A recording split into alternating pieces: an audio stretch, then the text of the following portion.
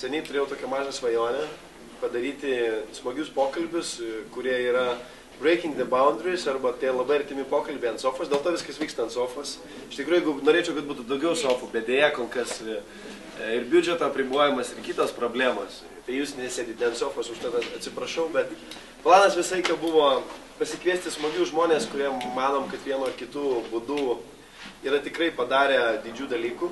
Pasidalinti būtent savo patirtimi ir pasikalbėti apie kasdieninius rūpesčius, kurie iš tikrųjų yra tame kelyje, darant to, ko tu tiki, arba įgyvendinant, labai paprastai tariant, savo svajonę. Tai čia yra antroji sesija, dalis jūsų turbūt buvo pirmoji, kurioje buvo mano bičiulis Filipas iš Švedijos. Labai smagus žmogus, tie, kurie buvo, manau, kad gali pasakyti daugiau, ką jie tikėjosi, ko jie gavo. Bet šito pokalbio tikslas yra, kaip sakiau, kad parodyti, kad žmonės, kurie iš tikrųjų padaro, ką nors gyvenime, iš tikrųjų actual padaro, o ne tiesiog kalba apie tai, yra paprastai mirtingi ir labai dažniausiai sėdi labai arti. Ilgai neviniodami, pabandom pradėti. Čia yra Marius.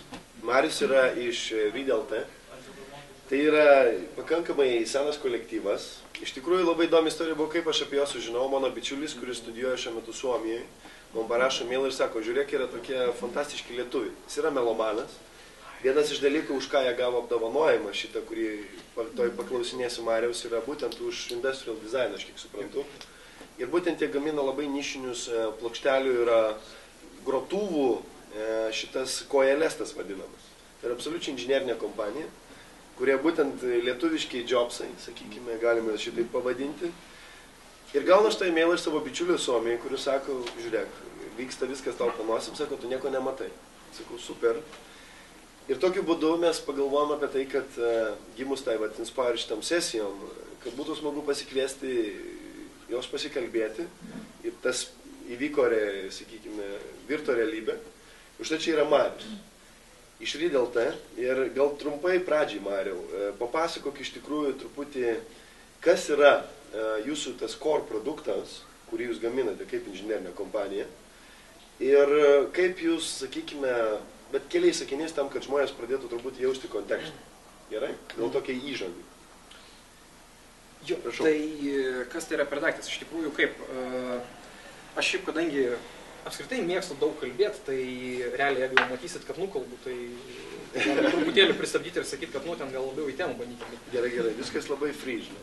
Esmė yra tokia, kad, nežinau, kiek jūsų yra matę patefoną, nežinau, kiek jūsų klauso, tarkim, vinilus.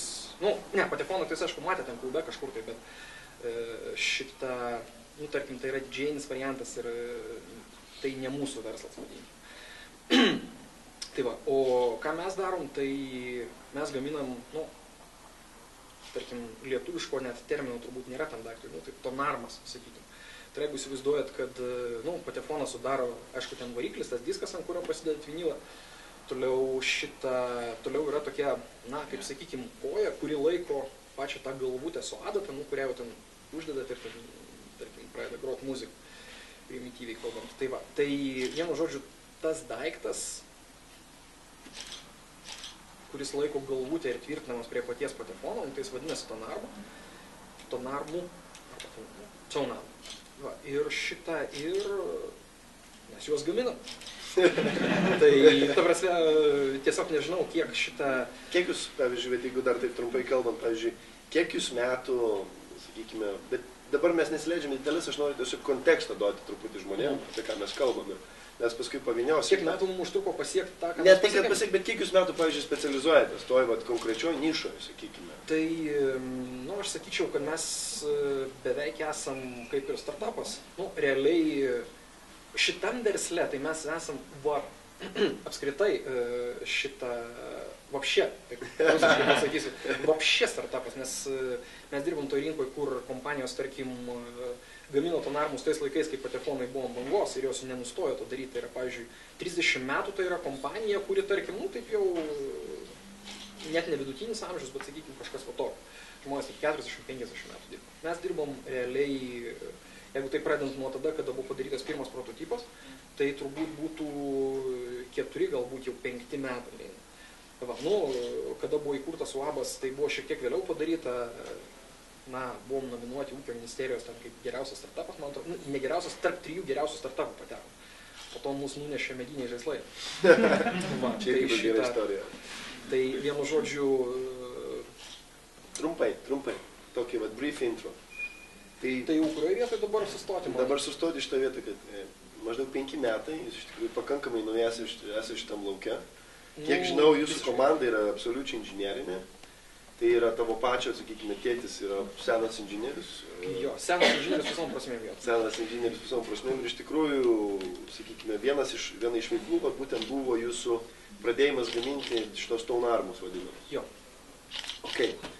Tai dabar trumpas kontekstas apie tai, ką jie daro. Bet dabar kitas dalykas, gal biškai galėtum papasakoti žmonėm, kas yra iš tikrųjų Red Dot, tas awardas, plačiaja prasme, nes šitas apdovanojimas yra labai smarkiai pripažįstamas visam pasaulyje, iš esmės jis yra skaitomas tokia matematikam gal žinomas Filco arba kitiems žinomas kaip Nobelio koks būtų, tai čia yra savotiškas atitikmuo būtent dizaino srityje, tai yra labai didelis vertinimas už profesionalumą, už produktą, už išpildymą ir taip toliau. Ten yra labai sudėtinga komisija, aš kiek žinau. Ir... Ten kaip, ta prasme, kas tai yra sudėtinga, ten 30 žmonių berods, bet ten tokie, save pristatantis korifėjais dizaino, sunku pasakyti iš tikrųjų. Ta prasme, aš pats, ir mes patys, kaip sakyti, esam, daugiau tokie su inžinieriniu backgroundu, tai ačiū Dievui su dizainu nesusipykę, bet ten, tarkim, pasakyti, kad ten galbūt pamatėt komisijos narių pavardės, mes negalim pasakyti, kad čia tas bišas, supranti, kuris ten, tarkim, nežinau, ten lietė Jobsą arba ten, tarkim, padarė ten iPadą, nežinau, bet esmė yra tokia taip. Mes labai džiaugiamės, kad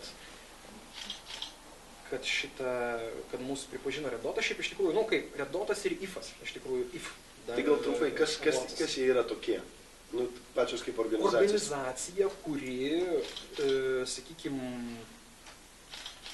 per tuos savo ten 50 gyvenimo metų yra pripažinti dizaino vertintojai. Supratau. Tai turi ten savo muziejų kažkokioj šitą anglių kasykloje. Čia ne Bairis, iš tikrųjų. Ta prasme, ten yra buvusi anglių kasykla.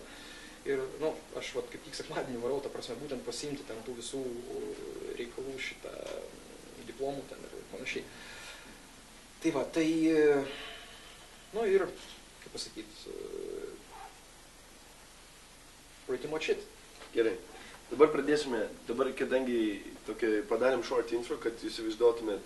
Šiaip aš nežinau, galbūt, tarkim, tie, kas ten sėdi pirmose ar ten paskutinėse eilėse, gal jie, dar kažkas neaišku, tai ten galima... Tai tam jie turės labai gerą pusvalandį, iš tikrųjų, visus tos užduoti nepatogius klausimus, aš tikiuosi tokių bus. Tai dabar iš tikrųjų, kadangi jau gavo truputį konteksto, ir kaip sakiau, pagrindinis tikslas yra pristatyti tave kaip labai mirtingą žmogų, visą laiką stengiamės papasakoti iš kelias dalis. Iš tikrųjų, pati turbūt įdomiausia dalim, kaip dauguma jūsų esant jauniems žmonėms, iš tikrųjų, gal tu gali papasakoti apie savo truputį ankstyvesnės dienas, pavyzdžiui. Tu studentas, nupiešk savo portretą. Kaip, nereikėtų to daryti. Ta prasme, kaip... Jeigu šiaip iš šono žiūrint, tai viskas ten su manim buvo gerai. Turiu omenyje, aš nepraleidau nei 1 metų, nepasiėmiau akademinių... Ar čia rodiklis? Manyčiau taip, iš tikrųjų, kaip pasakyti... Kokio profilio studijos buvo, dėl įdomumo? Informatikas aš. Absoliučiai. Mūsų čia yra KTU. Jo. Gerai. Tai va, ta prasme, jeigu jau taip visai ankstyvas dienas, tai aš baigiau KTU gimnaziją iš tikrųjų. Tai va, labai ačiū jai už tai, kad be konkurso įstojau į informatiką praktiškai. Va, nes tais laikais užteko tiesiog rekomendacijos ir šitą. Ir vienu žodžiu taip, ten. Tu turėjai neblogai, labai gerai mokytis, kad į administravimą rekomenduotų, ten, tarkim, šiek tiek normaliai mokytis, kad rekomenduotų į vadybą, o visas broda rekomendavo informatiką, nes jau niekur kitur netiko. Nes kaip taisyklė viskas ir buvo taip, kad susiknisdavo savo vidurkius tie, kas ten sėdėdavo klasėje. Va, tai kaip studentas pradėjau dirbti 2 kurse, šiaip jau. Dirbau 4 etato, turėjau darbę Raskladūškę, liaudiškai tariant. Tai va, sakykim taip, dirbau ten neskaičiuodamas per daug valandų, aišku, tada teko skaičiuoti mokestį už mokslą, bet iš tikrųjų, sakykime, viena iš, jeigu taip kalbant apie universitetą,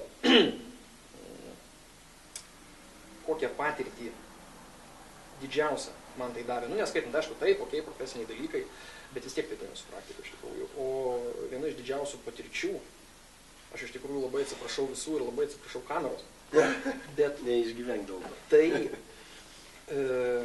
man davė, sakykime, įgūdžių ar sugebėjimų išvengti arba susitarti su idiotais, kurių aš negaliu išvengti. Vadinkim taip. Tiesiog, ką reiškia idiotais? Savotiškai žmonėm vadinkim. Nes gyvenime, ta prasme, kiekvienam iš jūsų, aišku, pabaigsit universitetą, jums teks susidurti su žmonėm nelabai maloniais ir nelabai mąstančiais taip kaip jūs, kur jūs išvengti negalės. Tai va, tą dalyką mokykitės universitete. Ir aš manau, kad jūs tai ir darote. Tai yra tokia super gyvenimo pamoka, atmetant specialybinius dalykus. Ok, tai dabar žiūrint, tai reiškės žmogus, visai čia manau, kad tipinis personažas antram kursą pradedantis dirbti dalį laiko, kas yra labai geras dalykas, manau, kaip tu sakai, susigadinti tolimesnį, reiškės, akademinę karjerą. Aš dar buvau grupės seniūnas, bet jūs to ir turėjau žymėti, ko nėra, ta prasme. Suderindavau darbą su studijom, sakykime, iki 3 kurso sekėsi suderinti neblogai. Ok, supratau. Tai dabar, o kaip tu manai, kuri vieta buvo universitete tavo, kada tu nusprendai, kad vis dėlto, sakykime, ėjimas link kažkokiu būdu link savo verslo yra tas kelias, kurio tu norėtum po truputį pradėti, kur atsirado tas toks jausmas, kuris, kaip sakai, žinai, vertė save, kaip pasakyčia, viduj save motyvavai išgyventi su tais idiotais, tam, kad galėtum padaryti tai, ką manai, kad nori. Matai, kaip yra. Iš tikrųjų,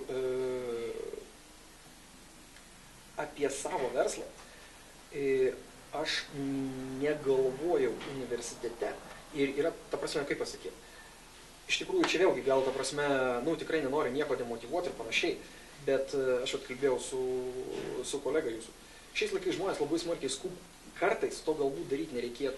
Tarkim, galim pasinaudoti ir galimybę įgyti patirties, darant klaidas ant kažkieno kito kailio. Ta prasme, kuris,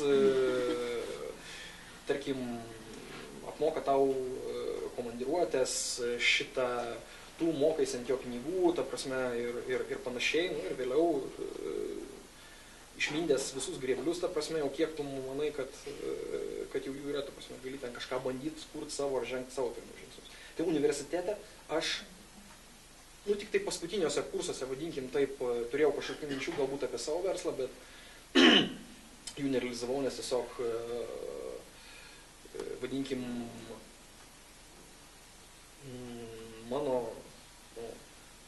partneris, tas, kurį aš būčiau galbūt rinkęsis, nenoriu sakyti, kad pas jį buvo per maži kiaušai, bet ta prasme jisai nesiryžo, ta prasme, palikti tą, ką jis turi ir eiti. Tai kadangi šiaip man irgi buvo okei tą, ką aš darau, nes aš niekad nedirbau darbo ir po šiai dienai to nedarau, kas man buvo neįdomu. Ta prasme, netgi jeigu tai buvo samdomas darbas, tai visą laiką man buvo įdomu. Ir tarkim, aš atidirbdavau kompanijoje 4-5 metus, tol kol pajusdavau, kad nei aš daugiau kompanijai duosiu, nei kompanijai duos man. Ir tada, ta prasme, labai gerais draugais mes išsiskirdavom iš tikrųjų. Ok, tai dabar, sakai, Tomas, pakankamai ankstyvoje stadijoje, sakykime, sakai, ne tai, kad anksčiau užsidė, bet tai tikroji studentiška jaunystė negalvoja apie tai, sakai, tai atėjo galbūt vėliau. Kokios, pavyzdžiui, buvo pirmos, pačios, sakykime, verslo idėjos, kurias turėjai, kad galbūt padaryti? Kokios jis buvo ir kokio brandumo jis buvo, nes manau, čia daugam yra toks įdomus dalykas, bet kaip tas evoliucionuoja paskui per laikas, kaip sako, bet... Ta idėja, ta prasme, niekur jinai neišsivystė. Praktiškai tai buvo, sakykime, mintis buvo, kaip čia pasakyti, baltai hakinti ar kažkas tokio. Ta prasme, nueiti į kontorą ir sakyti, žiūrėkit, ta prasme, pas jūs čia networkas skylėtas, iš jūsų FTP aš ką tik parsisiunčiau, tarkim, ten dokumentų ir ta prasme, ar norėtumėt, kad mes jums biškai apsiūtume. Turint omeny, kad tai buvo 2000 metai, tai tai nebuvo tokia sena ir neperspektyvi idėja, kaip tai atrodo dabar. Nes vėlgi, nu, tai aišku, ta prasme, pasiskaitėm, kad toks dalykas egzistuoja, tai va, bet, kaip sakau, tai buvo idėja, žmogus, kuris, vadinkim, turėjo skillsus hakinti, na, jis nesiryžo palikti savo darbo, aš, tarkim, galbūt būčiau suderinęs, nes aš galbūt būčiau pardavinėjęs tą visą mintį. Va, nu ir ta idėja, kaip sakykime, pasimirė. Tai čia buvo pati pirma, kurią jau galvojat, kad va, čia va, nu, jau toks buvo kabliukas. Tai buvo, vadinkim taip, pirma idėja, kurią aš turėjau savam verslui. Po to sakykime, sekė labai ilgas patirties kaupimo etapas. Ir tarkim, po kokių, gal panašiai 90 metų, po to, tarkim, buvo, bet tai jau buvo dėsninga iš tikrųjų,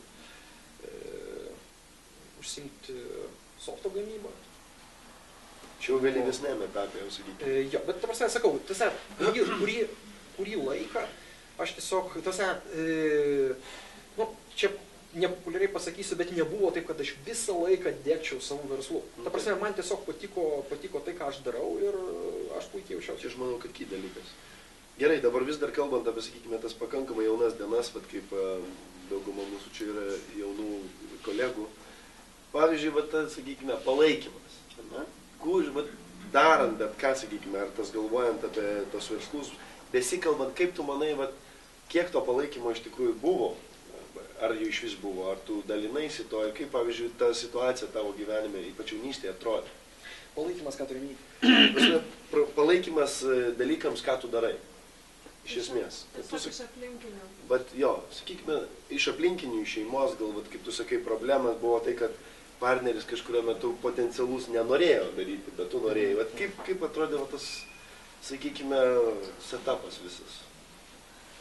Aš per daug su niekuo, ta prasme, nesidalinau, nes esmė yra tokia, kad aš įsivaizduoju, tai tu turi idėją, tu daugiau mažiau susidėstai planą, nes, nu, idėja be plano tai yra, ta prasme, nu, vapšė nieko. Ta prasme, tai yra, nu, nežinau, galbūt aš esu toksai žmogus, bet planas yra, ta prasme, yra viskas. Net asmeninį gyvenimo principą tu turi planuoti iš tikrųjų ir šitą. Ir čia kaip toks klasikas Robbie Williamsas sako, žinai, kai įsimyli, tai susidaryk planą, kaip palikti tą žmogų. Tai tas iš tikrųjų neblogai veikia. Bet čia, šitą, tai va, tai grįžtant prie pačio jo. Jo, ta idėja, ta prasme, jinai, jeigu taip jau apie ankstyvasias dienas, jinai numirė dar nespėjus, taip sakant, man pradėti aiškintis, kas čia mane palaikys. Nes, okei, tvarkoju, aš ten reikaus informaciją, okei, ten, ta prasme, kalbėjau su tuo žmogum ir jeigu jis būtų pasakęs, nu, bandom, žinai, arba bandom judėti, nu, tada aš būčiau, aišku, ėjęs šitą, pasvadinkim, manau, kad aš būčiau ėjęs pas tėvus ir sakęs, klausykit, aš turiu tokią mintį, ir, ta prasme, duosit jūs man pinigų ar ne. Ir šitą bent kažkiek, bent pradžiai, galbūt būčiau dar susiradęs kokį, tarkim, investuotoją, bet tiesiog, bet sakau, per anksti ta idėja numirė, vadinkim. Nebuvo pačios situacijos, kad iš tikrųjų įdėjai iki. Aš nesu tas tipinis, ta prasme, verslininkas, kuris ten vieną rytą, kai jam buvo 7, ta prasme, jis atsikėlė ir jis nuo to laiko gyveno tą mintim. Pradėjo pardavinėti saldainius, paskui reiškės. Na taip, aš aišku, ta prasme, pakankamai nemažai užsikaliau iš tikrųjų pardavinėdamas butelius. Čia visai rimtas bairis. Šitą, nu, iš limonado nelabai ėjo, bet po to iš pieno butelių, kurie kainuodavo po 15 kapeikų, ta prasme, užsikaliau normaliai pinigus. Čia bus antra dalis apie būtent pirmuosius, sakykime, sėkmingesnius verslus.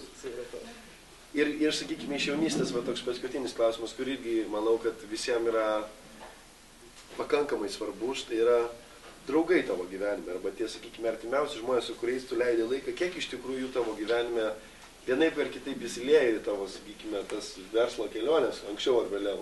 Ir kaip iš tikrųjų, va, sakykime, tavo akimis atrodo, kiek tai yra svarbu ir kaip tai vienu ar kitu keliu baigėsi.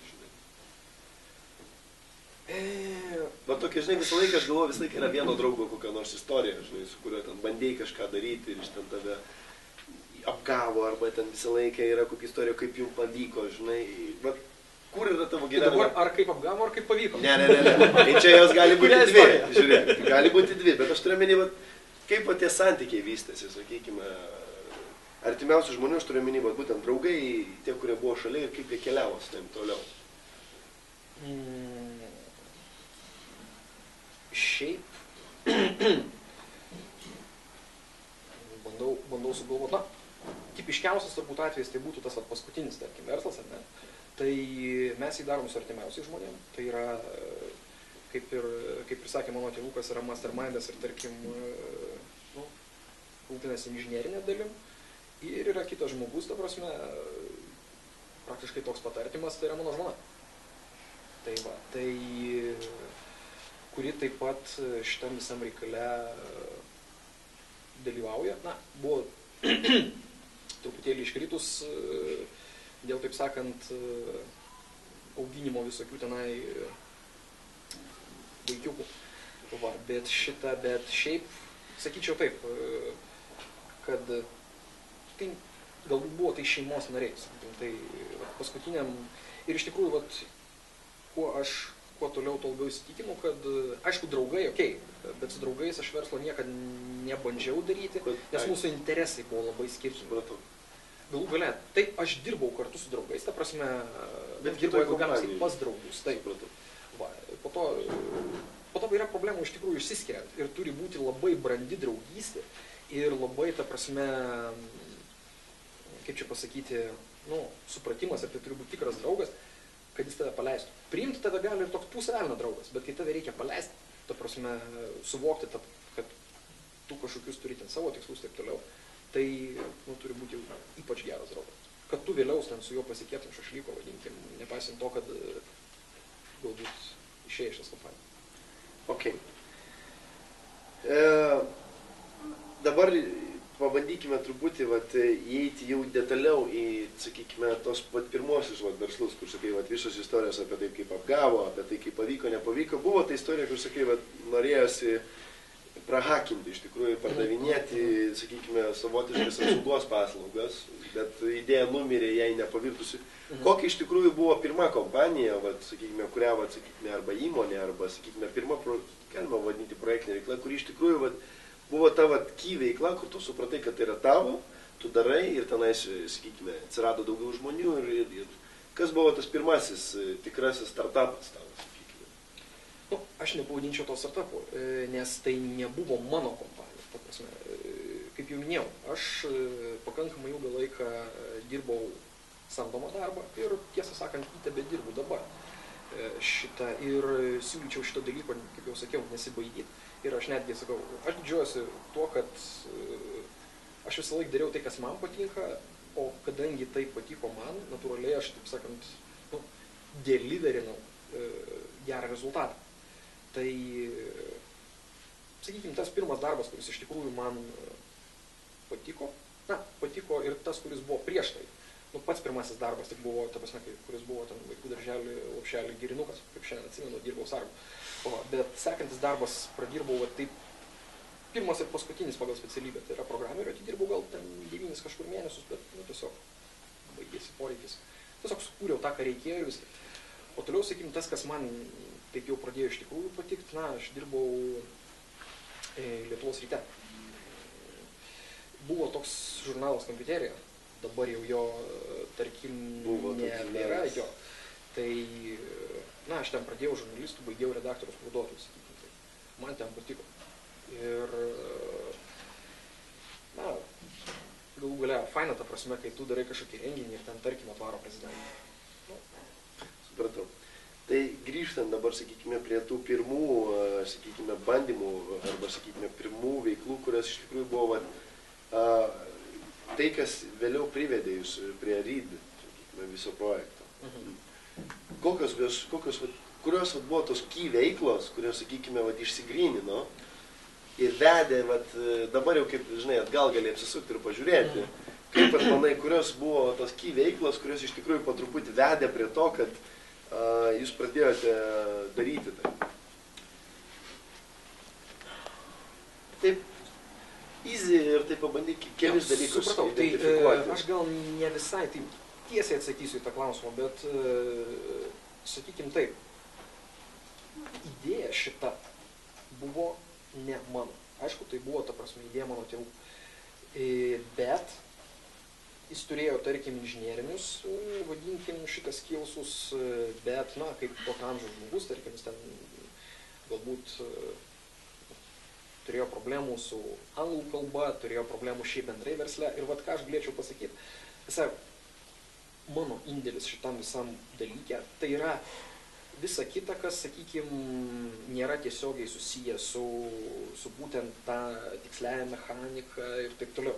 Tai va, tai kas mane vedė? Mane vedė visa mano karjera. Turiu omeny, kad vienur išmokau gražiai kalbėti, kitur išmokau šitą bendrauti su įvairiom kultūrom, tarkim, trečioje vietoje išmokau taupyti pinigus ir juos skaičiuoti, ketvirtoje vietoje išmokau, kaip svarbu yra planavimas.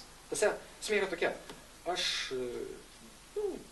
ėjau, dirbau samdomą darbą, kaupiau savyje viską, ką man, taip sakant, gyvenimas davė. Ir po to, kai atėjo tas momentas, kai savo, klausyk, davai padarom šitokį dalyką. Aš sakau, okei, čia galiu padaryti tą ir na. Ta prasme, įvyko taip, kad iš tikrųjų šeimos, sakykime, tas jūsų tėčio tavo, sakykime, vedamas tas projektas, jisai sako tau, kad ateik, mes čia turim labai gerą idėją arba gerą produktą. Kaip tas pirmiausia, ta prasme, kaip tas atsitiko?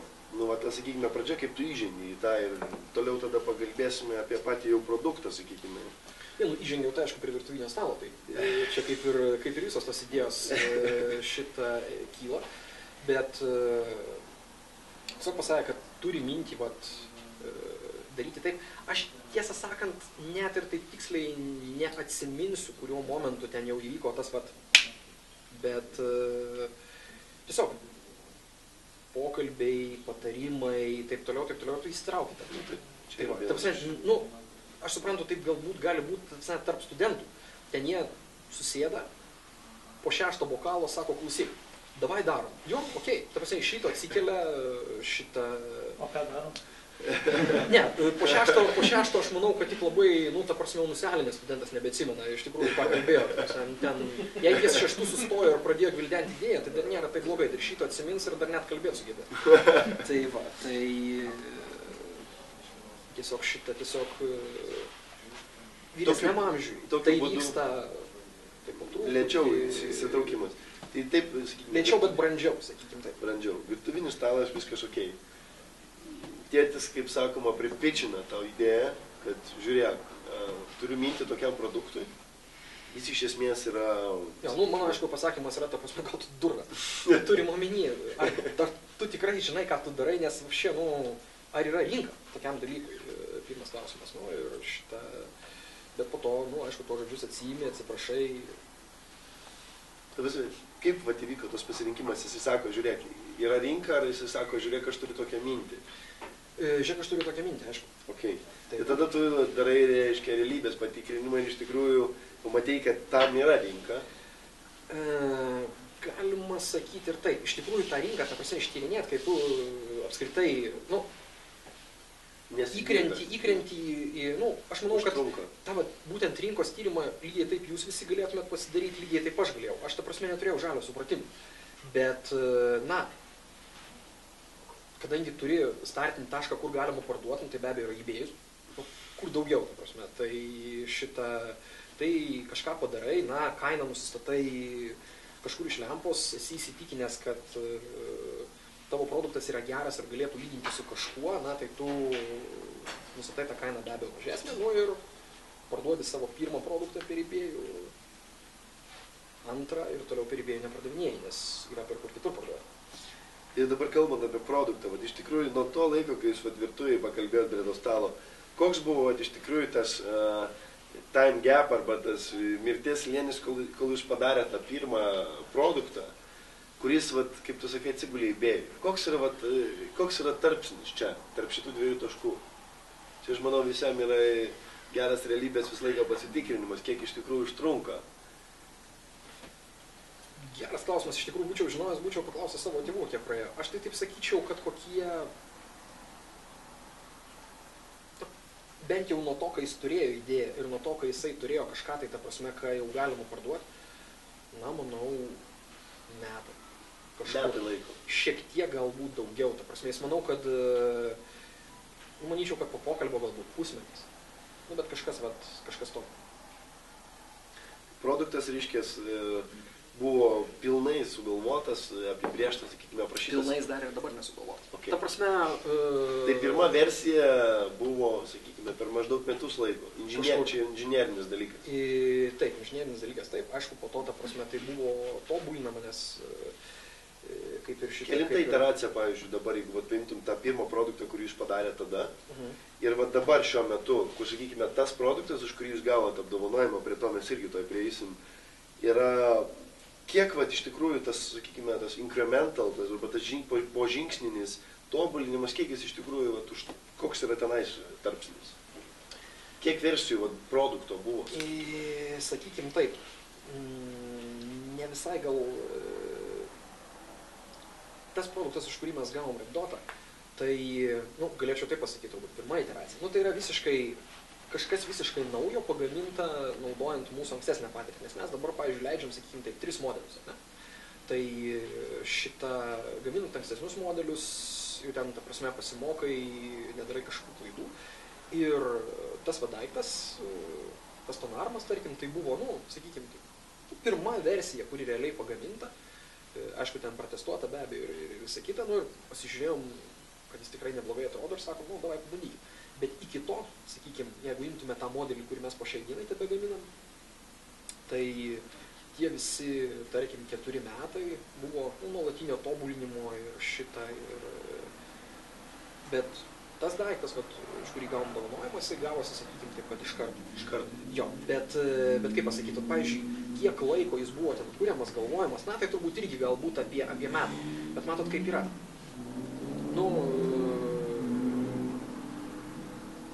Net kartais negali pasakyti, kiek tu laiko kūrė. Tase tu gyveni su kažkokia idėja, vienai, kitaip, mastai, ir iki ten pirmo brėžinio. Tu net pats nežinai, kada tau pirmą kartą tad iššovė. Gerai. Kokios, pavyzdžiui, pagrindiniai keli dalykai, kurie buvo būtent kūrimo metu, kurie buvo, sakykime, bottlenecks tie vadinami. Kokios buvo kelios pagrindinės problemos būtent su produktu. Ir čia taip pat bus klausimas apie tai, dizaino apdovanojimas irgi. Kaip jūs priėjot prie to dizaino ir kas iš tikrųjų yra atsakingas už tą? Pagrindinis bottleneckas, jei taip galėčiau pasakyti, tai aišku yra mano tėvukas. Esmė yra tokia. Šiais laikais apskritai yra sunku rasti gerą inžinierių, kuriam plus dar ir būtų įdomus. Mes, ačiū Dievui, ta prasme, dabar turim, kaip ir dar vieną tipo studentą KTU, kuris domisi tuo ir vadinkim taip, jis dirba pas mus. Kokio dydžio komanda, kaip trumpai? Dabar inžinierių pas mus yra, sakykim, taip, 2,5. 2,5. Tai va, tas pusė inžinieriaus, tai yra mano sūnėnas, vadinkim, taip. Okay. Tai Pats dizainas dabar, sakykime, kaip jūs, sakykime, ėjot prie to, arba kas buvo tas žmogus, kuris iš tikrųjų nusprendė... Mano tėvukas, aišku. Tas žmogus Jobsas yra iš esmės. Šiaip jis triukas, ta prasme, jo pavardė tokia, kaip ir mano. Supratau, triukas, žmogus, kuris da... Bet vienu žodžiu, tam, kad padaryti, sakykime taip, kažkokį tai fainą daiktą, daug nereikia, reikia tik tai skonio suvokimų. Tai va, tai jeigu tu, ta prasme, įsivaizduoji, kas yra, kaip sakyti, liaudiškai tariant, kas yra gražu, tai tu baisaus produktą nepadarysi, nes jeigu tu darysi ir tau baisiai gausis, ta prasme, tu tiesiog jo neleisi, niekur nerodysi. Tai va, jis šiek tiek, aišku, ten yra meno studijavęs, tai sovietiniais laikais nebuvo ten per daug galimybių, šiek tiek Italijoje pasisažavo, bet iš principo tai, sakau, žmogus sugalvoja kažkokią idėją, tai be viso to tai yra, vadinkim taip, ir šiek tiek unikali konstrukcija, ten nesileidžiant detalės, kad ten, tarkim, yra kombinuotas ten kardaninis guolis ir ten dar šitą unipivotinis ten principas. Manau, kad čia esantis tie jauni inžinieriai, būtent kurie tai- įdomios tos dalys, aš manau, šitų klausimų pasipils. Jo, bet klausimai, jeigu pasipils, tai būtų gerai, kad jie pasipiltų, tarkim, aš juos galėčiau pasikviesti pas mus ten Aš manau, galbūt į kad ofisą tas ir ten galėtų, ta prasme, inžinierius, kaip liaudiškai tariant, kaip povandenininkų jiem ten papasakot, nes aš pats, na, prie inžinerinės dalies tai prisidedu paprastai tik tai kaip kritikas. Okay. Ir sakydamas, kad ne, bet to prasme šitai tai tikrai negalima padaryti. Ok, supratau. Tai dizainas ir visas, sakykime, tą... Kaip ir sakau, mastermindas yra mano tėvukas ir jisai kartu yra botoniekas, ta prasme, nes, na, jeigu jie būtų du tokie žmonės, tai mes galbūt dvigubai greičiau viską darytų. Dabar sakau, nes vėlgi, kalbant apie kompaniją, be abejo, jinai turi būti ir tęstinumas, ir klientam tai yra labai svarbu, kaip jau sakau, 30 metų dirbu. Tai va, mano tėvukas, aišku, jisai amžių ir mes natūraliai ieškom pakaitalo. Tai va. Galimybę. Grįžtant prie, sakykime, prie pačio produkto dar irgi. Kiek, kiek dažniausias klausimas, bet iš esmės nuo, kaip sakiau, nuo pirmo pagaminto, apie metus laiko, nuo pirmos pagamintos versijos, arba to iš pirmos iteracijos gavusio produkto iki marketo buvo metai laiko, iš esmės. Nepasakyčiau, kad nuo pirmo pagaminto. Ta prasme, nuo pirmo pagaminto, aš nežinau, ten galbūt tai būtų keletas mėnesių. Nuo idėjos, arba vadinkim nuo to, kai ten pradėjo sėdėti kažką braižyti galvoti. Nuo to galbūt. Supratau, pirmi klientai. Iš tikrųjų, čia buvo labai įdomi dalis. Pirmi Labai klientai. dalis, iš tikrųjų. Čia yra dar vienas bottleneckas, kurį galima visą laiką įvardinti. Kaip jūs sprendėte elementarų dalyką? Jūs padarėt mažą market researchą, pagaminot produktą, iš esmės gan greitai, metai laiko inžineriniam dalykui, aš manau, kad yra tikrai trumpas tarpsnis. Kaip ėjo to, sakykime, pradžia nuo to, kad jūs turi daiktą, kaip sakai, padėjote eBay'ų, kaip viskas vystėsi, sakykime, būtent iš klientų augimo perspektyvos ir, pavyzdžiui, kur jūs esate dabar, šiai minutai? Šiaip viskas vystėsi, sakyčiau, kad mums žiauriai sekėsi, iš tikrųjų. Nes, mes neturėjom idėjų, kaip galima parduoti, kad tokį gaminį galima parduoti Lietuvoje, mes to nesitikėjom ir nesitikim to ir dabar, mes nesam nieko pardavę Lietuvoje, iš tikrųjų. Tai padėjome eBay'ų. Tiesiog mums labai pasisekė, kad mūsų pirmas klientas buvo, šiaip mūsų klientai, tai yra žmonės, kurie, pavyzdžiui, už savo ten audio aparatūrą gali, tarkim, už visą setą, taip galima sakyti, komplektą gali mokėti, tarkim, 50, 100, 150 tūkstančių eurų. Tai, jie yra specifiniai ir tikrai mąstantis taip šiek tiek kitaip. Ir pirmas mūsų klientas apskritai, jis tikrai turėjo būti kitaip mąstantis, kad jisai nusipirktų, vadinkim, už tikrai nemažą kainą kažkokį visiškai nežinomą gaminį ir tai buvo Olandas advokatas. Bet jau, ta prasme, nebepraktikuojantis amžiui žmogus, kuris tiesiog tuos skanarimus, vadinkim, taip kolekcionuoja. Jis jau turi ten, tarkim, 5 galbūt, jisai prisisuka vieną, paklauso, prisisuka kitą, ten galbūt turi. Ir tas bendradarbiavimas su juo, jisai daug padėjo tokiais savo, vadinkim, idėjom. Dabar tas kai kurios idėjos jau aišku atrodo, kad mes jas, tarkim, praaugom, bet bent jau pasakyti, kur galima pardavinėti ne eBay'ui. Bet sakykime, čia vienas irgi labai svarbus dalykas, kad iš tikrųjų pirmasis klientas davė labai daug gero feedbacko ir insight iš tikrųjų į jūsų produktą.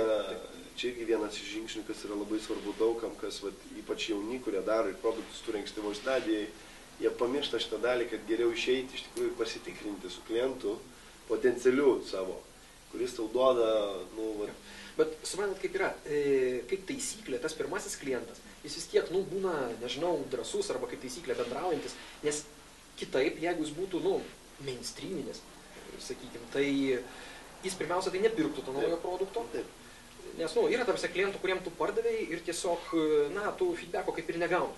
Bet tai tokie klientai atsiranda tik tai tada, kai tu jau esi kažkiek tai, pasiekęs. O kol tu esi nulis, tai prie tavęs paprastai prieina tie žmonės, kurie turi ką patart, arba mano, kad turi ką patart, arba tiesiog, sakau, mums pasisekė. Mūsų, sakykim, taip, antras standartas. Mūsų šuo kažkas. Gal nusišneku labai neištvėrė, tam prasme. Viskas okei. Va, tai tarkim ketvirtas klientas irgi toks buvo pusė velnio. Iš tikrųjų, po to atsiranda žmonės, kurie sako,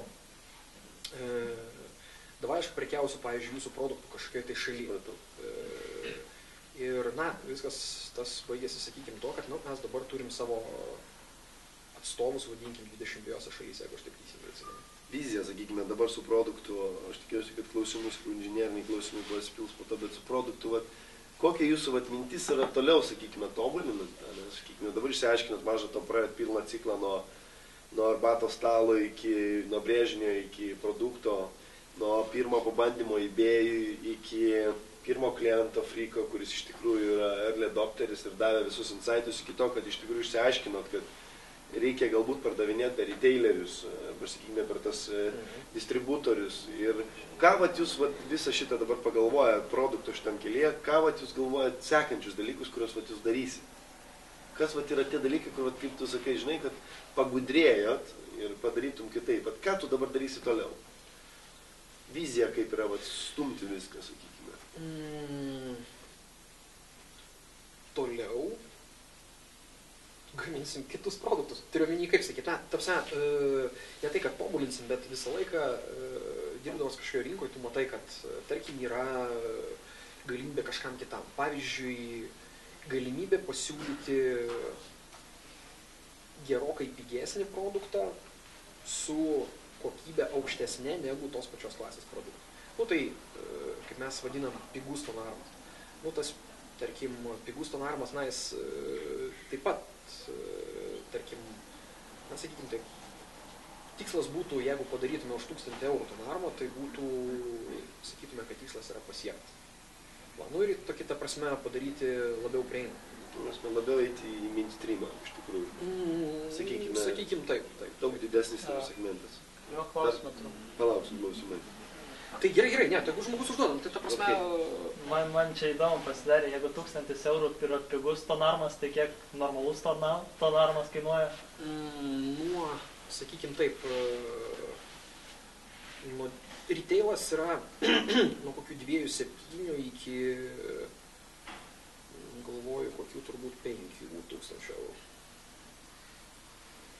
Bet tarkim, už 5 tai technologiškai kažko tai tokio labai ypatingo nebėra.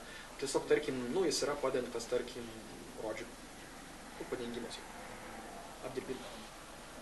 Technologiškai maksimumas turbūt, sakykim, būtų kokie 3,5. Supratau. Kurių pavyzdžių, čia geras šiaip klausimas, iš tikrųjų, kurių pavyzdžių daugiausia, sakykime, jūs matot? Ar jūs kažkokius turite skirtingas jų versijas, sakai, padengtas? Ne, esmė yra tokia, mes turim modelius 3. Okay. Šitą vienas iš, vadinkim, jie 2 iš esmės skirtingi ir viena, vadinkim, versija, tai yra ten, lengvesnis suderinimas, tipo lazeris prie yra. Tai šitą, tai lazerius irgi lietuviškus perkam.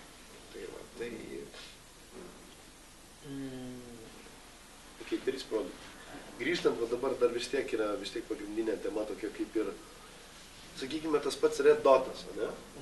Pats apdovanojimas, kuris yra pakankamai komplikuotas procesas ir iš tikrųjų labai garbingas.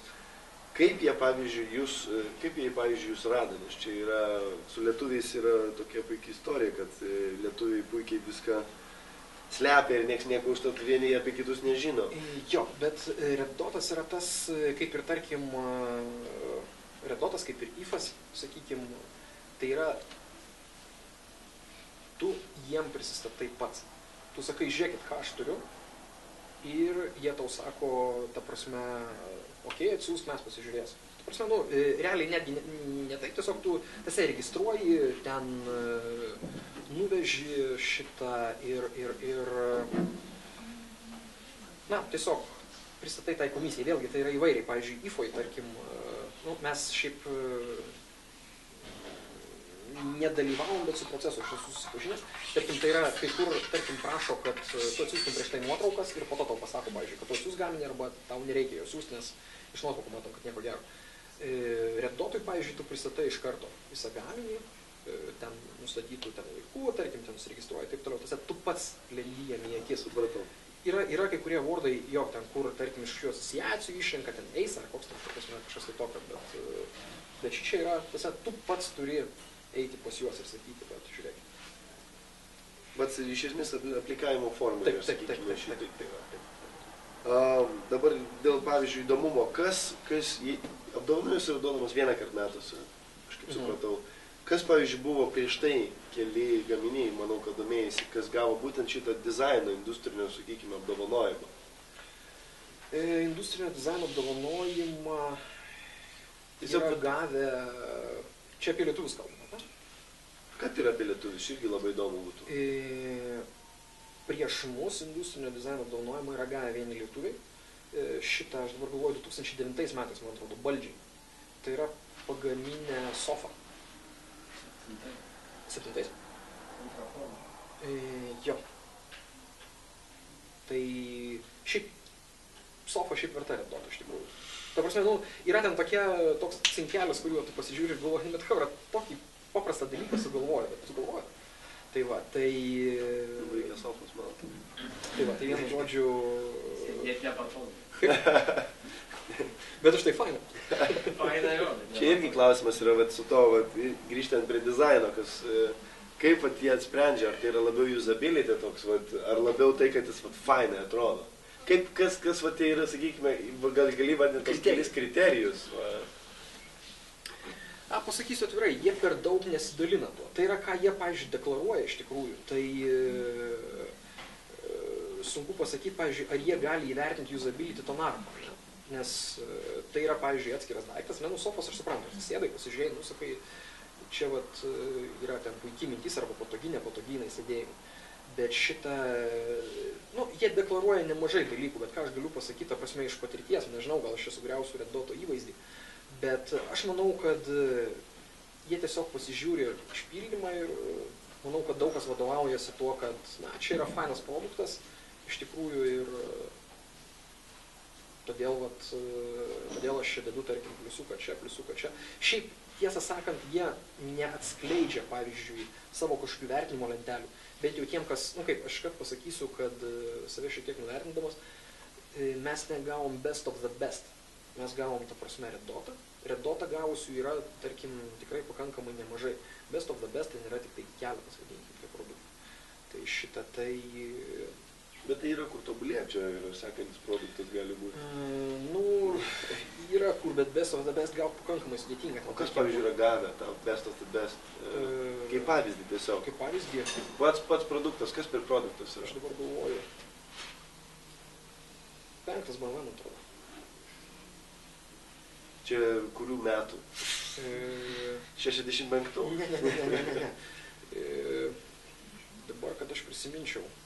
Tiesiog. Gal šitą, Porsche taip pat yra gavęs kažkuris.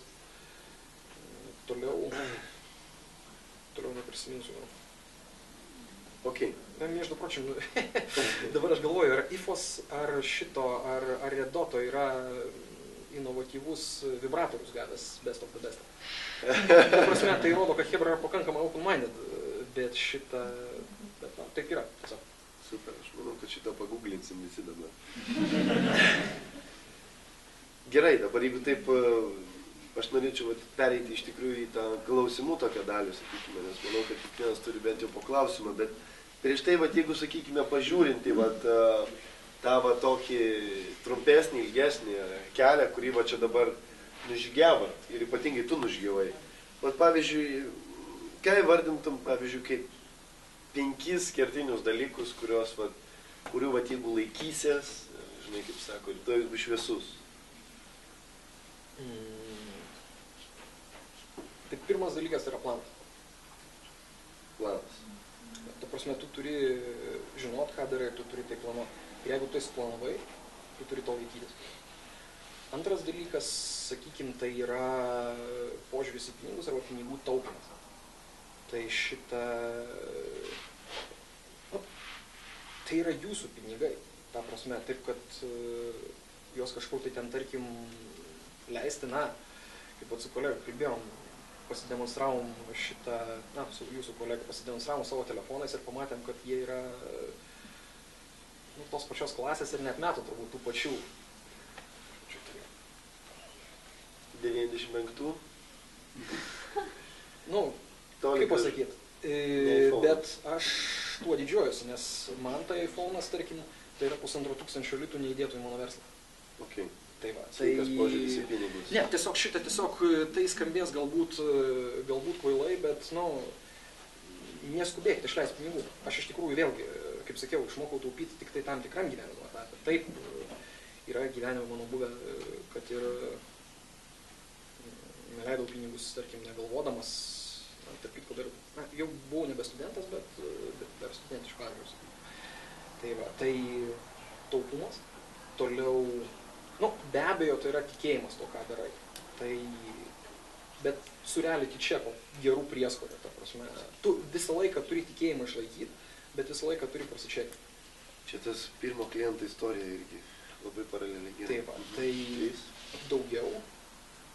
Be abejo, ta prasme, tikėtai žmonėm, su kuriais dirbi, nebijotais. Vadinkim taip, savo partneriais pasirinkti, nedurnų žmonės. Apskritai su durnai žmonėm dirbti neapsimoka. Ir aš galiu pasakyti, pavyzdžiui, aš niekad neturėjau durno vadovo. Turiu omeny to įmonį, kur aš dirbau, ta prasme, man taip sekėsi, kad iš visų savo, tarkim, vadovų, netgi nebūtinai aukščiausio lygio, kad ir skyrių vadovų, aš vis laik turėjau iš ko pasimokyti.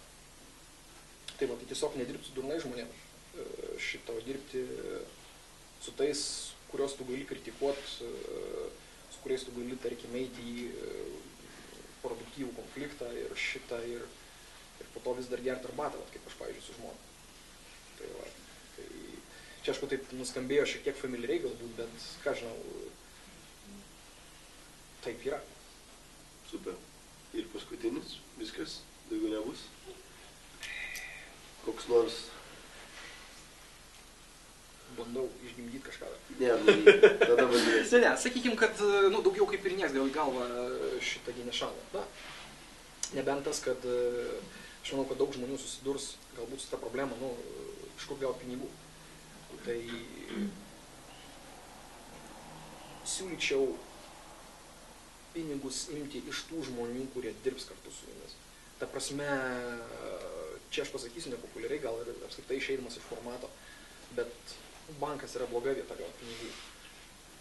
Plikas verslo investuotojas reikia labai smarkiai pagalvoti, nes bet kuriuo atveju tu jam įsipareigosi ir tu tai turėsi atnešti jam grąžą ir daugeliu atveju jis sakys, aišku, kad jam dzin, kada tu tai padarysi, bet vis tiek turėjau suspaudyti. Taip kad geriausia tai, aišku, mama. Arba tėtį. Arba tas, su kuriuo jūs darote. Čia toks ir geras. Čia gal, ta prasme, ne kaip penkta dalis, bet šiaip tiesiog, pastebėjimas, kas veikia visą laiką. Ok. Trumpai gal tiek dabar tada klausimų iš eilės. Aš tikiuosi, kad išduosite jų pakankamai įvairių. Prašau, Aurimai, pirmą. Turiu 2 klausimus iš tikrųjų. Gal aš žinai iš savo tėvuko, kodėl sumastė būtent daryti tą būtent produktą, nes iš esmės, kaip žinau, inžinieriai gali daryti viską, kas juda ir apskritai, bet ką gali sukurti. Kodėl būtent... Tai mano tėvukas, ta prasme, jis baigęs šitą radioelektroniką, KPI dar tada buvo ir jeigu aš neklysiu, ten dabar pavarysiu iš savo website. 82 metais, taip sakant, dalyvavo ten kažkur Leningradė, dar tada, dabar jau Peterburgas vadinasi, parodoj. Audio tais dalykais jis domėjosi pakankamai seniai, bet kadangi privataus verslo tuo metu nelabai galėjo būti, tai jis užsiėmė tais dalykais, kas jam šeimą leisų išlaikyti. Po to, kai atėjo laikas privačiam verslui, tai vis tiek šeimą reikėjo išlaikyti ir, tarkim, buvo kažkiek kiti verslai. Būtent prieš 5 metus jisai nusprendė, kad dabar aš darysiu tai, ką aš visą laiką norėjau daryti. Ir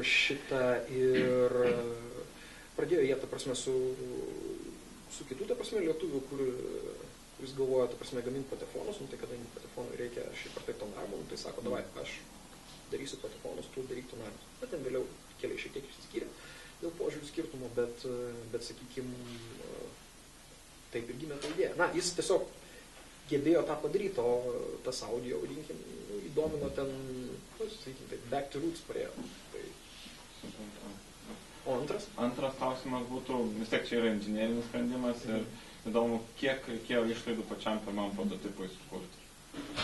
Tai yra, nes iš esmės visada būna tokie, kur fiziškai reikia kažką daryti, tada turime reikia pinigus. Net tai nesoftware. Ir aš gal dar pridursiu prie to klausimo, kadangi čia yra fizinis dalykas, tai aš įsivaizduoju, ten reikia metalą visai gręžti, jausti, taip toliau. Prasme, jūs dabar netgi kai gaminat, čia nėra toks dalykas, kaip suprantu, kurį gali namie su lituokliu sulituoti. Tai reikia kažkur ten vežti į gamyklą, kad išpjautų iš metalo gabalo ir taip toliau. Tai jūs dabar irgi, kai jau darot tokią didesnę kažkokią produkciją, tai turbūt irgi turit kažkokias gamyklas, kur duodat užsakymus, ar kaip, įdomu, kaip tas procesas kaip visas procesas vyksta. Tai dėl prototipo sukūrimo, tai aš bijau dabar pasakyti, kaip tokį iš lubų nukabinsiu skaičių, sakykim, manau, kad kokių 30 tūkstančių reikėjo, manyčiau. Nes esmė yra tokia, niekas tau negamins vieną. Prasme, tu turi pasigaminti keletą. Ir jeigu tu apsirinki, tai visas tas keletas, daug dievė, jeigu įmanoma pataisyti, jeigu ne, tai važiuoja į šiukšlinę. Tai va, o šiaip visa procedūra vyksta taip, tu turi brėžinius. Šiaip tarp kitko, mes, aišku, pradėjom Rusy ir tik sakyčiau, kad pasakysiu, kada. Prieš porą mėnesių tik išsikrausėm iš Rusų. Šiaip... Išsikraustėt į savo patalpas ar... Nuomoti. Ar gamybą tiesiog? Ne, tai išsikraustėm į nuomotas patalpas, kadangi tiesiog išsiplėtė kolektyvas ir į Rusų nebetilpo.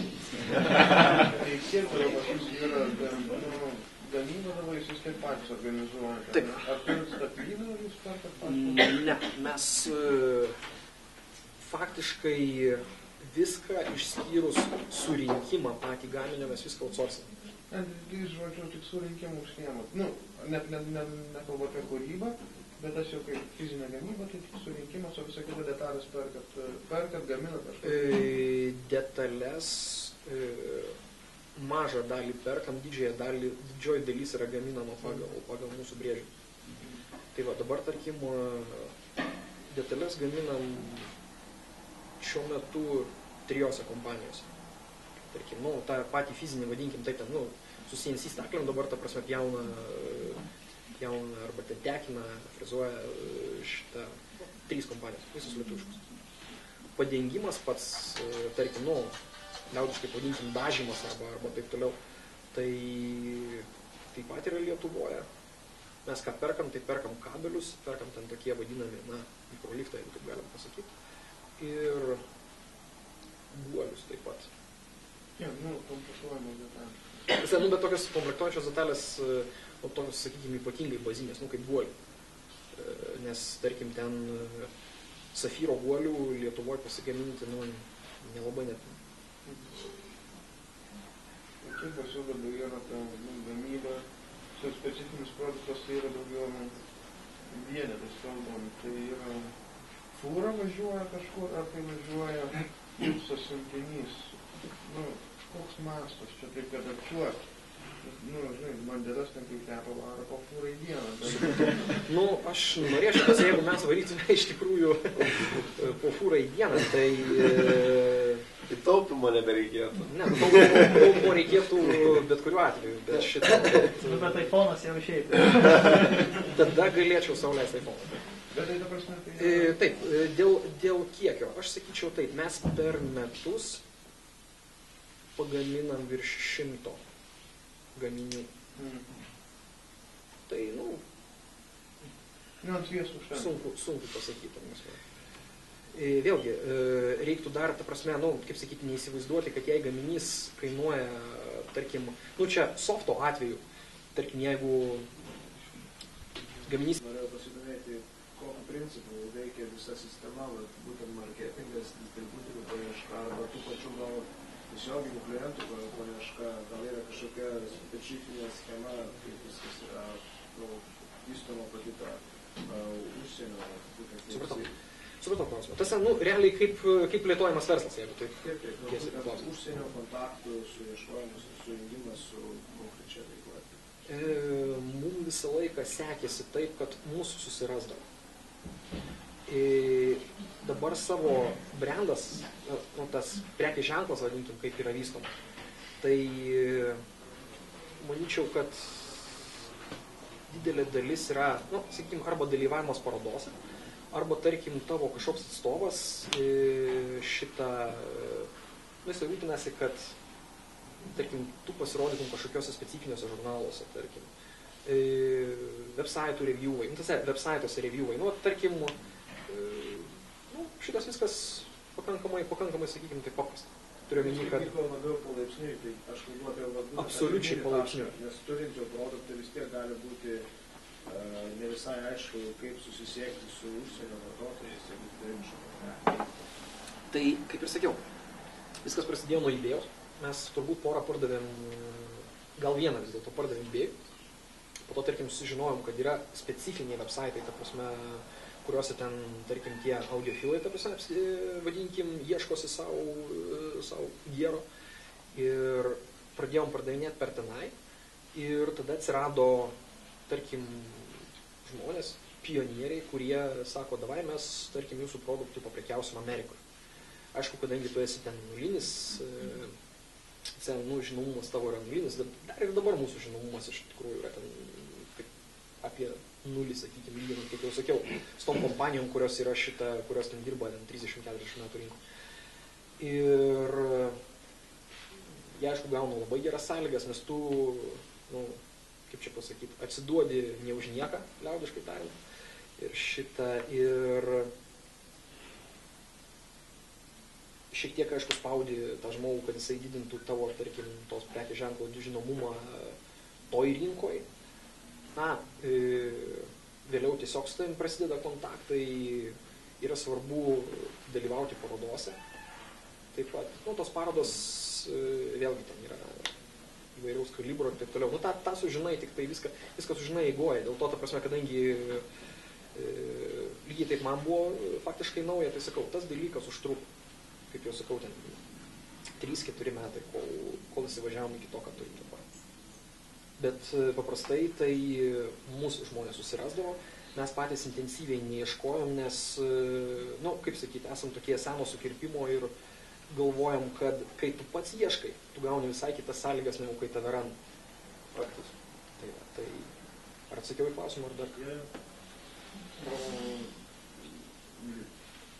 Koks sunkiausias dalykas visai karjerai, kuris buvo jums asmeniškai sunkiausias? Aš nežinau, tai gali technologinis būti, nebūtinai gali emocinis ar kažkas tai. Tamsia, mano ten vapšį gyvenime ar šitam rytą, šitam startupė. Startupė sunkiausias dalykas yra, man sunkiausias dalykas, aišku, inžinierius galbūt jis ten susiduria su savo kažkokiais košmarais inžinieriniais, tarkim, ir ten jis su kažkokiam techniniam problemom. Man asmeniškai sunkiausia yra atsisveikinti su kažkokiu partneriu už tai, kad jisai, tarkim, mano supratimu nedadirba. Nes vis tiek užsimesga ryšiai, taip toliau, ir paprastai nėra super objektyvių priežasčių, kurios tu galėtum ištraukti. Tau tiesiog jauti, kad jis nedadirba ir tau reikia su juo skirtis, nes tu galbūt rasi kažką geresnio. Ir tos dėrybos dėl išsiskyrimo yra žiauriai sunkios. Nes praktiškai, aš apskritai, kaip sakyti, išsiskirti viduje kaip ir yra lengva. Nes aš nesu tas žmogus, kuris labai smarkiai prisiriša prie kitų žmonių, bet įrodyti ir nelikti tą prasme džerkų, tai tas yra labai sunku. Tai, turi žiauriai ilgai save kankinti ir rasti milijoną priežasčių, kuriom tu pats tikėtum, nes jeigu tu pats netikėsi, tu neįtikėsi. Tarkim, ten viduj pas save ten siūlomi kirpai, bet tu turi... Įga visus. Taip, šitas yra žiauriai sunku. Tiesiog dėl to partnerius reikia pasirinkti gerus, bet iš pat pradžių tas tikrai neišeina. Nes tu, atsiduodi bet kam realiai. Nes kitaip, ta prasme, kaip, čia kaip labai ankstyvo jaunystėje, bet tiesiog. Tai ypač jeigu esi akiniuotas informatikas, negali daug rinktis iš ko. Gedėsti. Dar klausimas dabar, ant kurio patefono jūsų yra galvutės? Jie neturi taip, kad gamina patefonus kažkas ir galvutės? Tonarmus, mes galvučių negaminam. Tonarmus. Tas su kokiu gamintoju mes bendradarbiaujam, jeigu bendradarbiaujam. Visai neseniai pradėjom dirbti, vadinkim, anksčiau dirbom, ta prasme, su, šiek tiek minimaliai, nes ten, kaip sakyti, sunku pasakyti, tiesiog ten viskas eina, kaip sakyti, vieną, bet vadinkim, dirbom su portugalais vienais. Dabar panašu, kad po truputį vystosi su yra Dr. Feikert, tokie patefonai, vokiečių yra. Bet jų irgi, ta prasme, pakankamai, sakykime, žinoma kompanija, tuose sluoksniuose, aišku.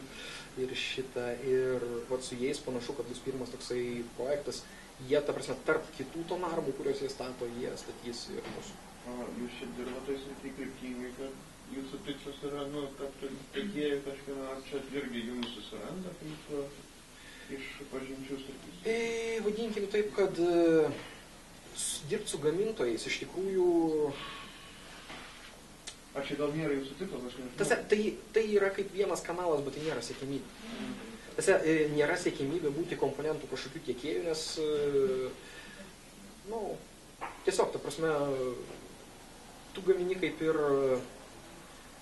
Nežinau, ar nuo to labai smarkiai, tarkim, padėtų pardavimai ir galų gale, ar daug žmonių būtų, suinteresuotų tuo, vadinkim.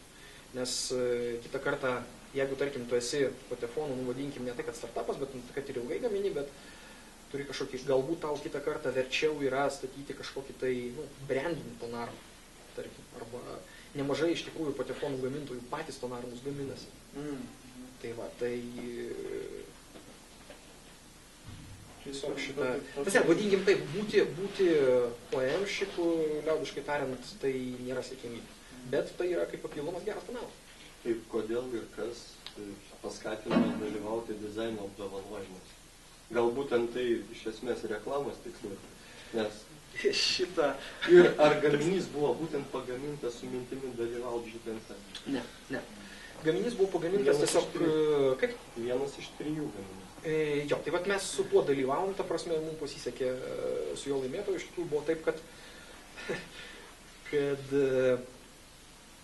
mes jį pasidarėm šitą, ir žmonės, kurie jį pamatė, ten, tarkim, fotografas, kuris ten tos glamūrinės foto darė šitą, toliau ten, tarkim, dizaineriai, su kuriais mes ten dirbom, vadinkim, ten, ar tai plakatų gamyboje, ar tai galų galia website.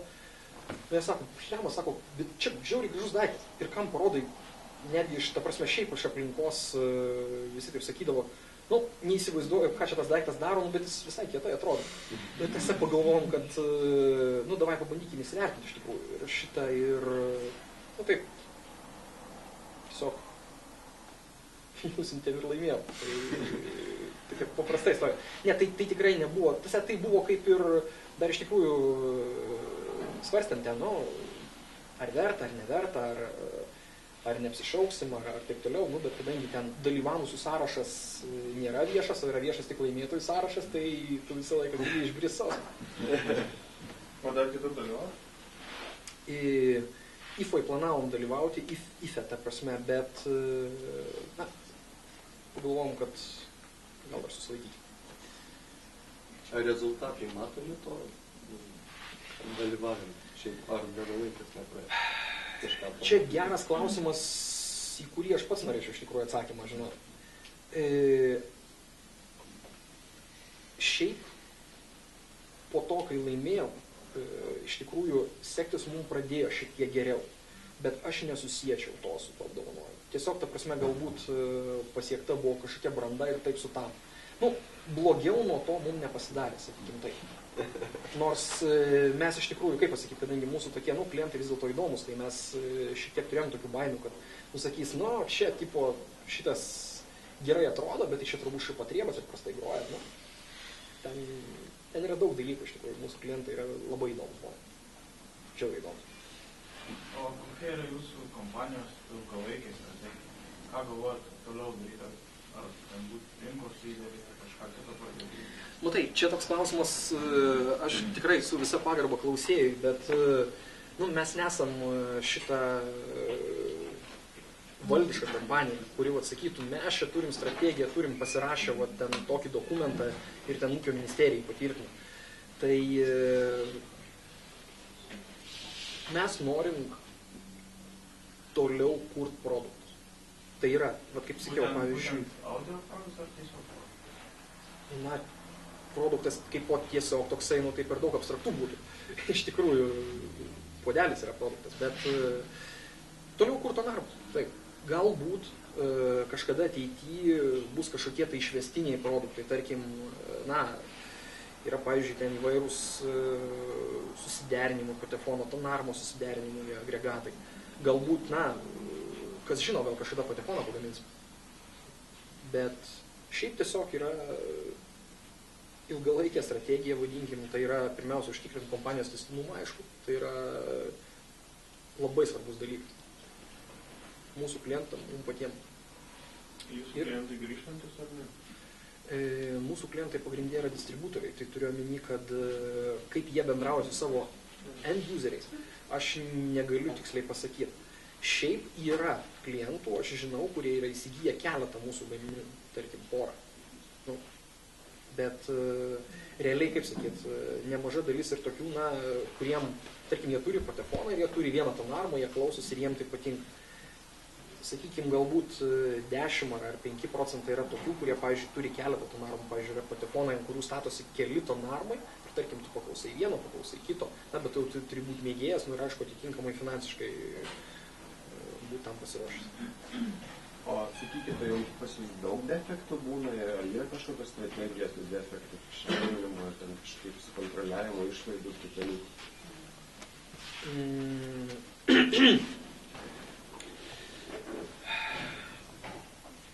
Pradžioj tų dalykų yra pasitaikę, bet vadinkim taip, tai galbūt yra ne tai, kad gamybos defektai, sakykim, nes, iš tikrųjų esam šitoje vietoje perfekcionistai ir, vėlgi, stengiamės suprasti, kaip klientas, kuris iš savęs atsega tokius pinigus, sakykime, kaip jisai, koks jo yra požiūris į kokybę ir mes tokį pat požiūrį į kokybę laikom. Bet tarkim, kas yra buvę pačioj pradžioj, tai yra grinai tokie dalykai, kaip tarkim, dėl prasto įpakavimo, tarkim, nuvažiavo daiktas mūsų maltą. Arba dėl kažkokio tai inžinierinio sprendimo, kuris atrodo gerai, kol ten stovi ant stalo pas tave groja. Bet tarkim, transportuojant ten kažkas tai vyksta, su šitais gan ilgai mes kovojame. Bet ką jūs tai darėte? Pergalvojom pakuotę.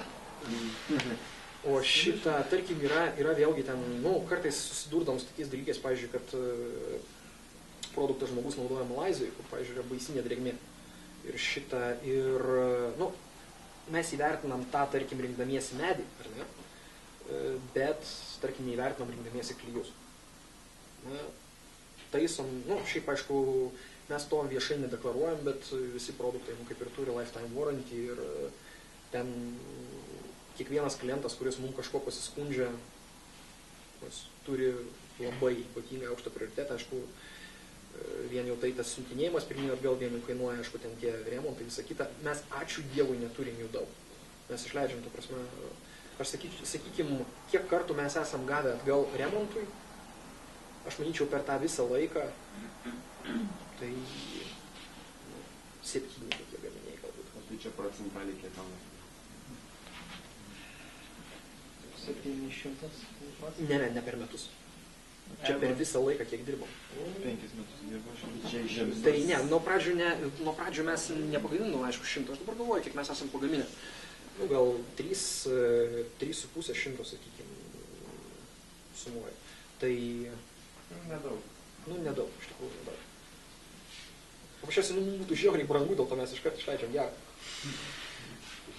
O kaip Mario, aš jau visą su tėvuku nežinau, nuo pat pradžių bendravę mes esam ir negalvojat vis tik tai kažkada, priėjus, vadinkim kažkokį tais laiko terminą, naikint tą grandį distributorių.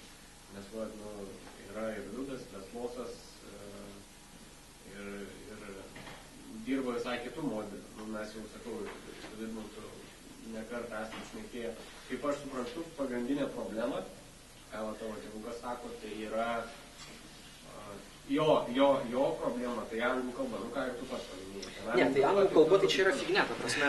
Bet aš ką noriu pasakyti, kad, tarkim, labiau komunikacijų užsiemi tu ten, ar kiti dar žmonės komandos nariai, bet panaikinimas to distributoriaus, vadinkim, tą grietinėlės dalį labai smarkiai apverstų kitą pusę. Jūsų naudą.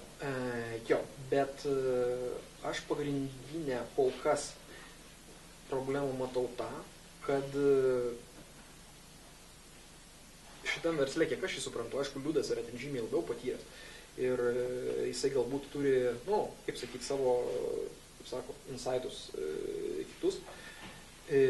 Mano supratimu, čia, kur mes dirbom, yra žiauriai svarbus žmogiškas bendravimas gyvas. Ir, pavyzdžiui, aš tikrai, arba kažkas iš mūsų kompanijos, mums būtų žymiai brangiau, tarkim, nuvaryti kažkur tai į Ameriką ir pastatyti žmogui patefoną, ant patefono tą narmą, užleisti, pažiūrėti, kaip groja, apsilankyti pas jį dar kartą. Tarkim, dėl to distributorę mes jau geriau juos, ta prasme, smaugiam ir purtom, kad jie kuo daugiau mums padarytų už kuo mažiau, arba už tuos pačius padarytų labai daug. Negu kad iš vis nukatinti. Nes, tarkim, aš sakyčiau, šiame etape matau, kad tai yra neįmanoma. Žodžiu, esmė tokia, kad tas pats to narmas, pati ta detalė, dažnam tam žmogui nėra lengvai jam pakeičiama.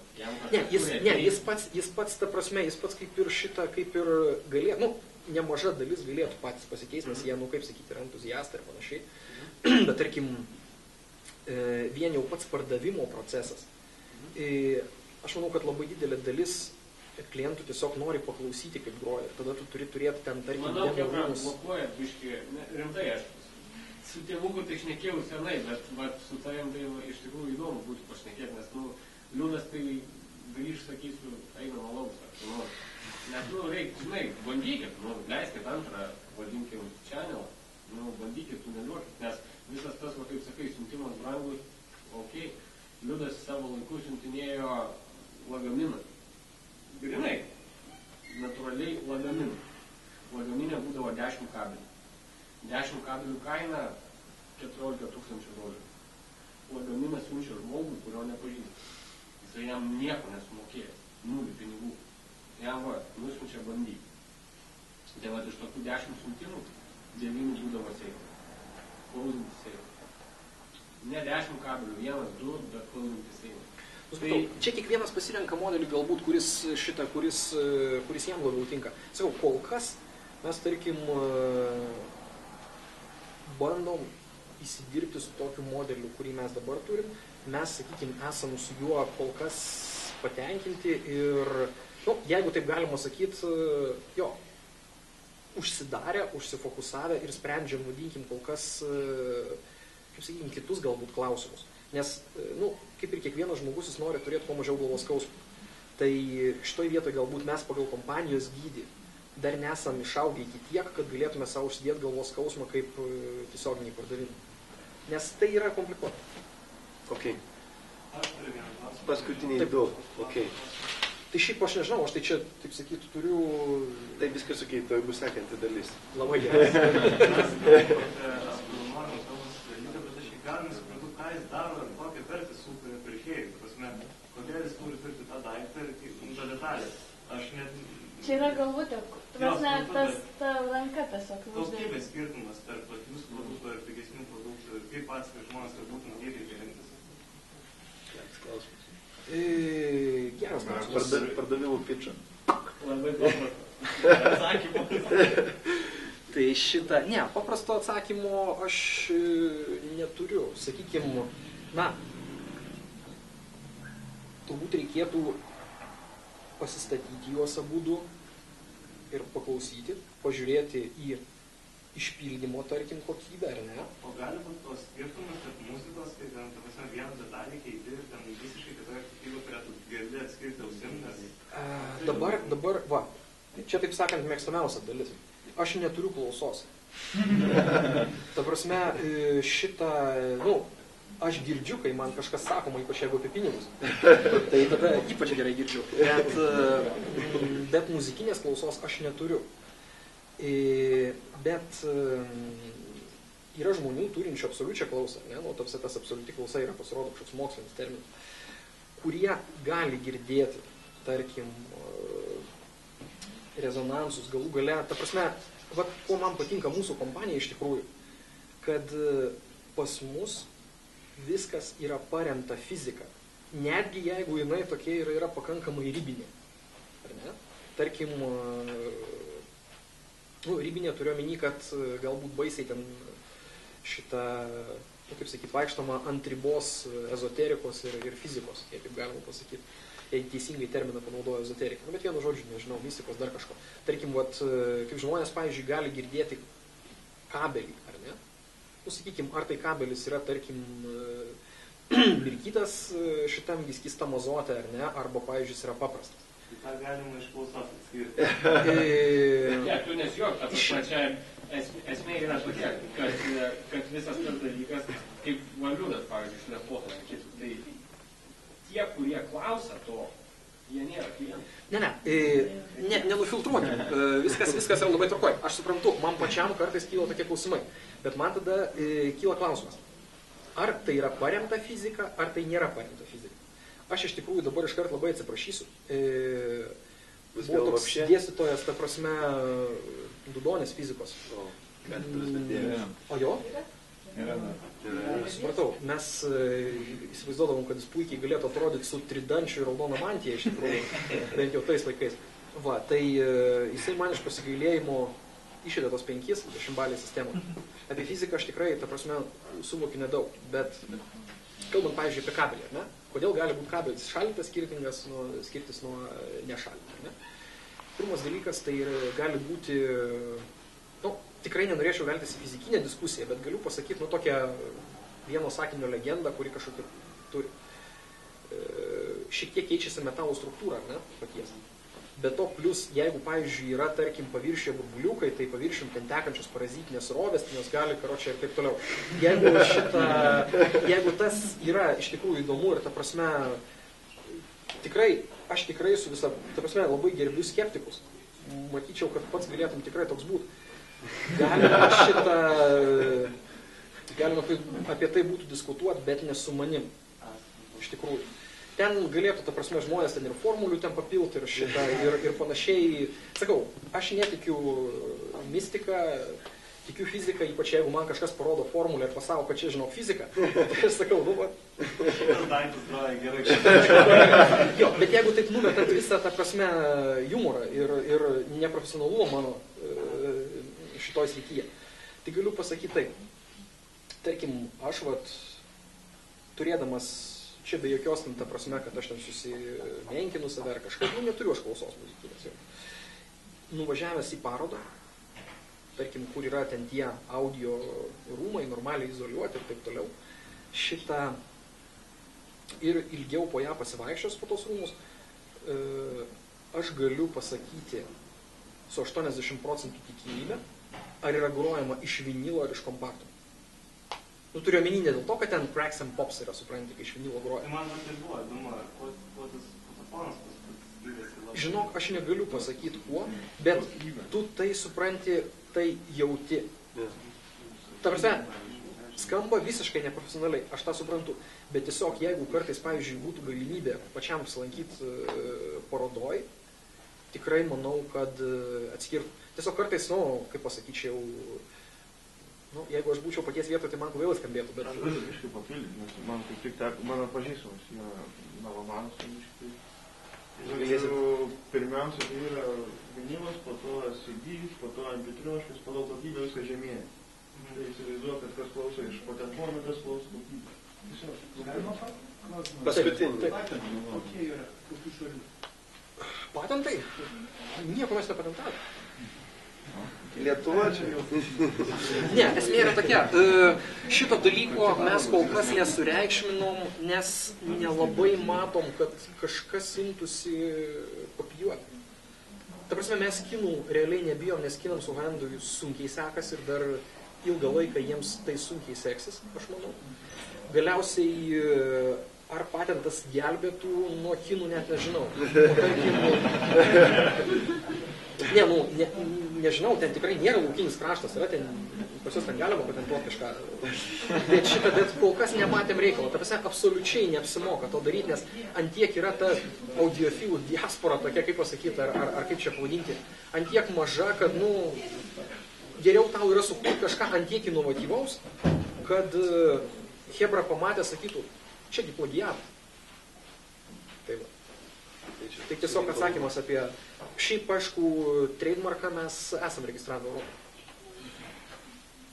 Dar vieną turit? Aš dar turiu vieną, kai tiesiog sužinau, kad vyks toks renginys apie jūsų produkciją ir apie jūsų laimėjimą, tiesiog skaičiau internete review apie jūsų produkciją ir tam review jūsų produkciją lygino su rinkos lyderiais ir taip toliau, ir jūs labai apsino, ką jūs gaminat.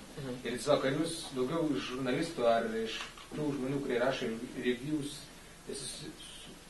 gaunat tiesiog daugiau patapšnojimų per pelkę už tai, kad gerą produkciją darot, ar kritikos, į kurią jums reiktų reaguoti ir kaip jūs reaguojate tą kritiką, ar sako, kad jūs čia gaminat labai brangią produkciją ir turbūt tai nėra tai jūsų kainos, kokį jūs siūlot ir ten reikia kažką keisti. Ar jūs, kaip jūs reaguojate tiesiog į tokią produkciją? Ar keičiat kažką, ar laikotės to, kad jūs gaminat tai, kad jūs manot yra geriausia?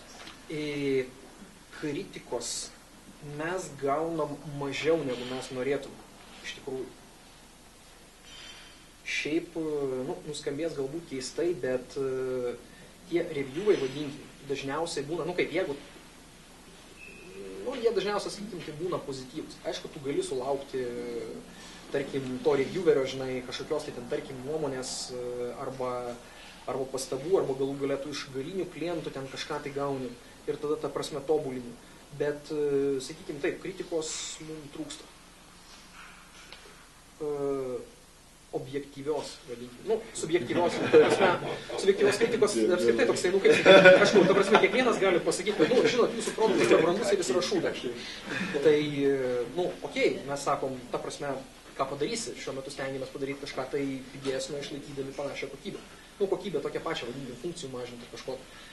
Bet, kad kažkas pasakytų, kad Hebra pas jūs ten tas konkrečiai yra blogai, kritikos trūksta, iš tikrųjų labai.